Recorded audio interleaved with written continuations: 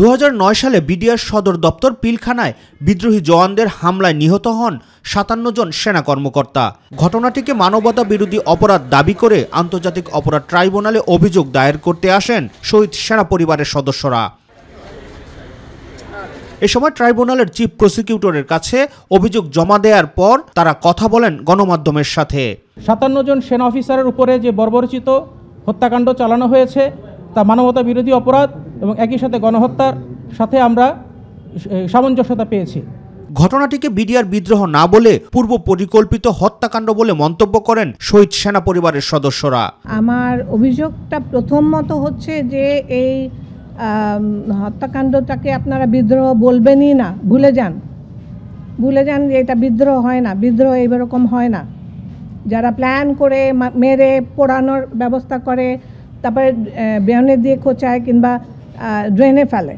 আমরা আইন পড়েছি একমাত্র একটা কারণেই যে আমাদের বাবার বিচার আমরা চাই এবং আমাদের বাবার বিচার করে ছাড়বো। আর ওদের ষড়যন্ত্রে আমার বাবা এবং মা এবং বাকি সব অফিসার এটা শিকার, হত্যার শিকার। তদন্তের মাধ্যমে প্রকৃত দোষীদের বিচারের মুখোমুখি দাঁড় করানোর দাবি জানান তারা। প্রকৃত অপরাধীদেরকে আইনের আওতায় এনে এই জাতিকে দেখানো যে এটা ডাইলবাতের কোনো আন্দোলন ছিল না। আমি জানি না আমার হাজবেন্ডের লাশটা কোথায় গেল এবং কি করা হলো তার লাশের সাথে। আমরা এইটুকুনি চাই সুষ্ঠু বিচার, এছাড়া আমরা কিছু চাই না, সেটাই আমাদেরকে এনে দেন। রাকিব হাসান, মাই টিভি, ঢাকা।